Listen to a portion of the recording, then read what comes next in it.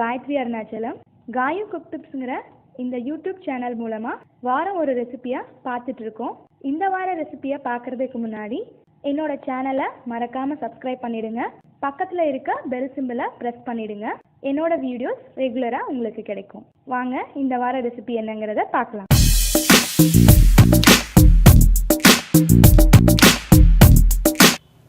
இந்த வாரம் நம்ம பார்க்க போகிற recipe egg pudding. Egg pudding பொதுவாக அவனில் தான் செய்வாங்க. நம்ம குக்கரில் செய்ய போகிறோம். எக் புட்டிங்கிறது வேறு எதுவுமே இல்லை, கிட்டத்தட்ட கேக் மாதிரி தான். ரொம்ப எளிமையான ரெசிபி. எப்படி செய்கிறதுங்கிறத பார்க்கலாம். முதல்ல அதற்கு தேவையான பொருட்கள்: பால் 1/4 லிட்டர், சர்க்கரை 4 ஸ்பூனை மிக்சியில் நல்லா பவுட்ரு பண்ணி வச்சுக்கோங்க. பிரெட் 1 மிக்சியில் நல்லா பவுட்ரு பண்ணி வச்சுக்கோங்க. வெனிலா எசன்ஸ் 1 மூடி, முட்டை 2, 2 ஸ்பூன் சுகர் புட்டிங் டெக்கரேஷனுக்காக எடுத்து வச்சுக்கோங்க. இப்போது டெக்கரேஷனுக்காக சுகரை எப்படி ரெடி பண்ணுறதுன்னு பார்க்கலாம். முதல்ல சர்க்கரையை எந்த பாத்திரத்தில் புட்டிங் தயார் பண்ணுறோமோ அந்த பாத்திரத்தில் 2 ஸ்பூன் போட்டு ஒரே 1 ஸ்பூன் தண்ணி விட்டுக்கோங்க.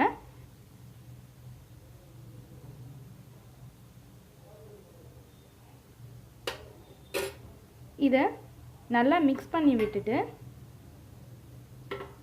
தீயை மிதமாக வச்சுக்கோங்க. அப்போ தான் இது அடிப்பிடிக்காமல் வரும். கோல்டன் ப்ரௌன் கலருக்கு மாறுற வரைக்கும் இதை 1 நிமிஷம் விடணும். இப்போது கேக் டெக்கரேஷனுக்கு தேவையான சர்க்கரை ரெடி. இந்த மாதிரி கோல்டன் ப்ரௌன் வந்தோடனே நம்ம அடைச்சிடணும். இப்போது நம்ம எடுத்து வச்சுருக்க 2 முட்டை, 1/2 டம்ளர் சர்க்கரை, 1 மூடி எசன்ஸ், வெனிலா எசன்ஸ் ஊற்றிருக்கேன். இதை 3ஐயும் மிக்சியில் போட்டு ஒரு சுற்று விட்டுக்கோங்க. அப்போ தான் இது நல்லா மிக்ஸ் ஆகி வரும்.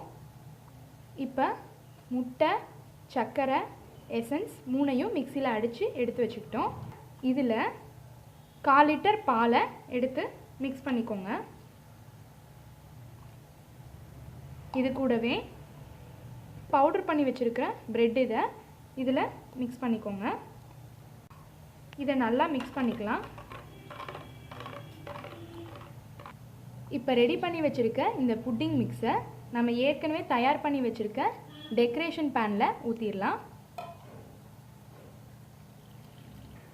இப்போது எதில் நம்ம வேக வைக்கிறோமோ அதில் ஊற்றி வச்சுட்டோம். இதை க்ளோஸ் பண்ணிவிட்டு குக்கரில் 1 இன்ச்சுக்கு தண்ணி ஊற்றிக்கோங்க. 1 இன்ச் நல்லா கரெக்டாக தண்ணி ஊற்றிட்டு அதில் பிளேட் ஏதாவது இருந்தால் கூட நீங்கள் போட்டுக்கலாம்.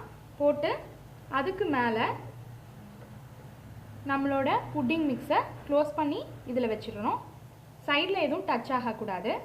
இதை வாஷர் போட்டு விசில் போட்டு க்ளோஸ் பண்ணி இதை 20 நிமிஷம் வேக விடணும்.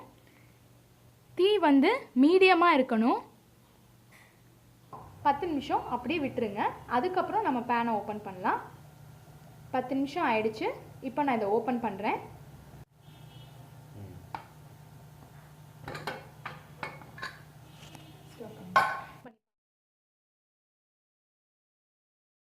இதை கத்தியில் நம்ம நெய் தடவிட்டு சைடில் லைட்டாக எடுத்து விடணும்.